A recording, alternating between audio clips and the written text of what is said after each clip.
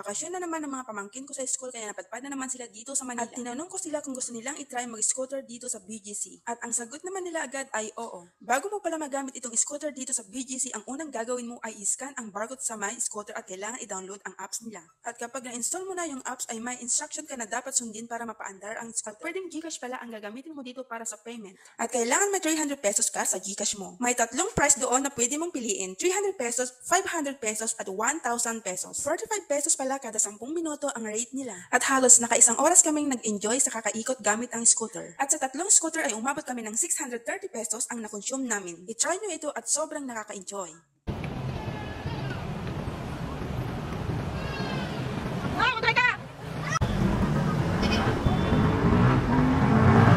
Pagkatapos naming nag-scooter ay nagutom ang mga person kaya pumunta kami sa food district. May tanghulo na pala sila dito kaya nunit mo nang pumunta ng ibang bansa o sa ugbo para makatikim ng tanghulo. Charot.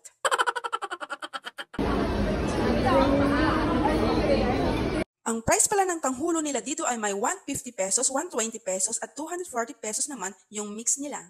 Sa Japan, ang sarap ng tanghulo ka mo. Sige na.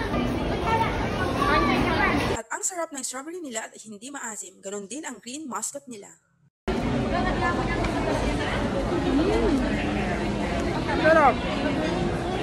Masarap din. Mahulog. Mahulog. Sayang. Di ba masarap yung tanghulo sa Japan? Sabihin mo, masarap talaga ang tanghulo sa Japan. Sabihin mo, masarap ang tanghulo sa Japan. Masarap ang tanghulo sa Pinas. O sabihin mo, masarap sa tanghulo sa Pinas. Kaya titiya, kumusta naman ang tanghulo sa Pilipinas? At dito naman kami kumain sa Sitio Malatang. Isa pala itong DIY hot pot. Ikaw mismo ang pipili kung anong ilalagay mo sa malaking bowl nila. Pipili ka ng gulay, karne, noodles at balls nila. At pagkatapos mong pumili, titimbangin nila kung magkano o ilang grams ang mga napili mo. At ang price pala ng Malatang hot pot nila ay nasa 1 peso and 10 cent for 1 gram at nasa 1,350 grams yung timbang ng aking order.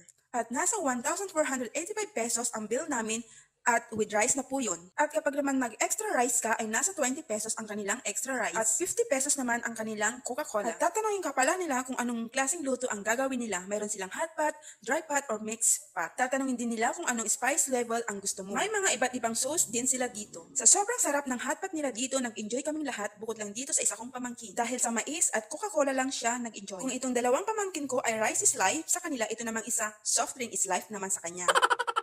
Kaya kung mapadpad kayo dito sa BGC Food District, itry nyo itong Malatang sitio nila. Dahil sobrang napakasulit kumain dito. Yun lang. Happy tummy everyone.